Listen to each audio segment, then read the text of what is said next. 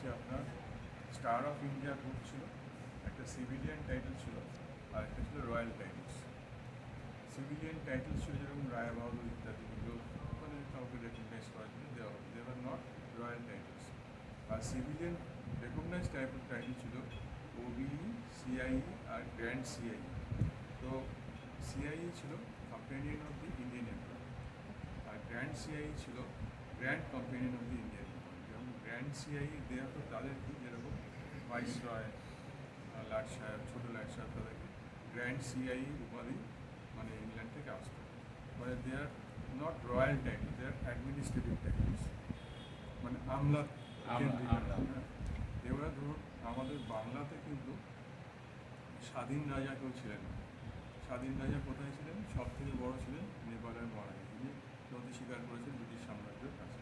এবং তারপরেতে রাজস্থান, গুজরাট, সাউথে বিজয়নগরম, নিজামেরা সবাই নদী স্বীকার করেছে। সো দেওয়ার ইন্ডিপেন্ডেন্ট রুলার্স, কিন্তু বাংলাতে একজনই ছিল, তো সেটা হচ্ছে কুচবিহারের রাজা। দেওয়ার ইন্ডিপেন্ডেন্ট রুলার্স, তাদের সৈন্য ছিল, ট্যাক্সাল ছিল, আইন আদালতের ব্যবস্থা ছিল। আর বাংলা, বিহার, উড়িষ্যার টপে ছিলেন নবাব নাসির। নবাব কথাটা হচ্ছে যে he was a governor, he was not an independent ruler. নাসিম হচ্ছে বিচার করার ক্ষমতা যার আছে তাকে নাসিম বলা হয়। এবার নবাব নাসিম ছিলেন বাদশাহ তৎকালীন, হি ওয়াজ নট ইন্ডিপেন্ডেন্ট, কিন্তু মানে practically he was almost independent, কারণ উনি প্রচুর অর্থ এখান থেকে বাংলা থেকে পাঠালেন, অতএব ওনাকে একটু বিরক্ত করতেন। He was almost autonomous, but technically he was not independent. তো বাংলাতে কিন্তু রাজা মহারাজ কেউ ছিলেন না।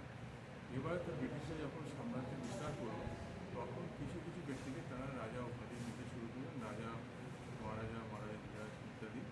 তো মোস্টলি ল্যান্ডেড অ্যারিস্টোক্র্যাটস যারা পলিটিক্যালি অ্যালাইন থাকতেন গভর্নমেন্টের সঙ্গে, তাদেরকে মানে খুব খারাপ কথা বললাম হাতে রাখার জন্য এই টাইটেলগুলো দেওয়া হবে, যে যারা বিট্রে করবে, they will always be in line with the British government, ওনার যে পলিসি সেগুলো ফলো করবে, তাদের কথা শুনে চলবে।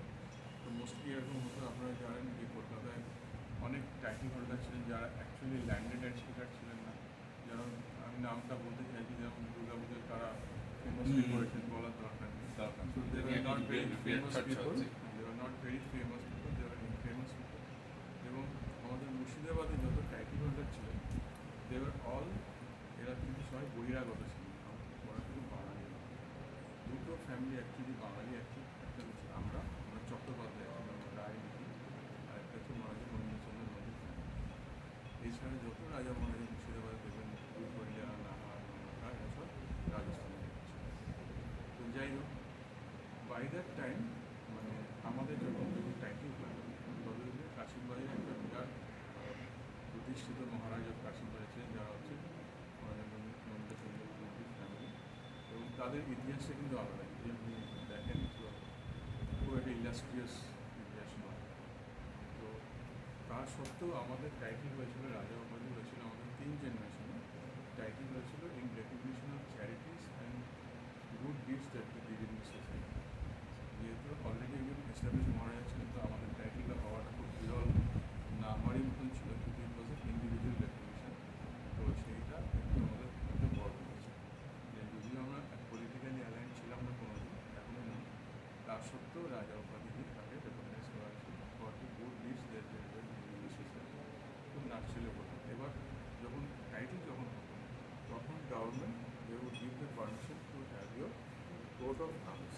আমরা কর্পোরেট ওয়ার্ল্ডে যখন বলি কথাটা, it's called a logo, symbol. কিন্তু যখন পার্সোনালি বলা হবে what is royal titles, it was called a coat of arms. Coat of আর্মসটা বেসিক্যালি ওখানে দেখেছেন বাড়ির মাথায় দুটো অ্যানিমাল আছে, ডিফারেন্ট অ্যানিমেল। দুটো ডিফারেন্ট অ্যানিমাল আছে, মাথায় হচ্ছে British crown. This is common thing.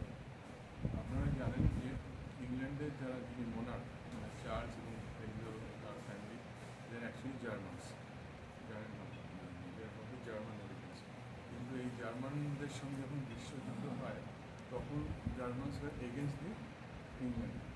ফলে ইংলিশ সাবজেক্ট যারা ছিল দেওয়ার মানে উইল যে মানে সম্রাট হচ্ছেন জার্মান অরিজিন, অথচ জার্মানি আমাদের অ্যাটাক করছে, এটা বিরাট মানে দোটানার মধ্যে দেশটা যাচ্ছিল। তো সেই সময় তো তারা কী করলেন, কুইকলি তাদের ওই জার্মান ডিসেন্টটা লোকের কাছে ভুলিয়ে দেওয়ার জন্য they started calling themselves Windsors. Windsor কাছে যেটা আছে উইন্ডসার্স, তো এখন সবাই দেখবেন সব রাজারা সব উইন্ডসরের মধ্যে থাকে। So they started calling themselves such and such of Windsor, কিন্তু যাতে জার্মান অরিজিনটা ভুলে যায়। এবং স্কটল্যান্ডের সঙ্গে ইউনিফিকেশন, ইংল্যান্ডের প্রতীক হচ্ছে লায়ন, স্কটল্যান্ডের প্রতীক হচ্ছে ইউনিকর্ন, কাল্পনিক ঘোড়া যার মাথায় শিং আছে। সো এই দুটো কান্ট্রি যখন ইউনিফাইড হয় তখন it became lion and unicorn. এটা হচ্ছে ইংল্যান্ডের মোনার্কের code of arms with the British government. এবার যখন ইন্ডিয়াতে যখন তারা রয়্যালটি তৈরি করেন বা কাউকে স্বীকৃতি দেন বা রেকগনাইজ করেন, they would give the permission to have your own code of arms in line of the monarch of India. কিন্তু আমাদের ক্ষেত্রে বলি, যেহেতু এটা আমাদের ইন্ডিভিজুয়াল টাইটেল ছিল, এই ইন্ডিভিজুয়াল আমাদের টাইটেল ছিল, কিন্তু ডেথ অফ দ্য পার্সন এই লোগোটা ইউজ করে। আচ্ছা, আর রাজার ছেলেকে দিয়ে আবার রাজা প্রক্লেম করতে পারতেন না যদি আবার তাকে ডেপুটেশন করা হতো। তিন জেনারেশন আমাদের ডেপুটেশন ছিল। I hope I have answered your question. Thank you very much, sir.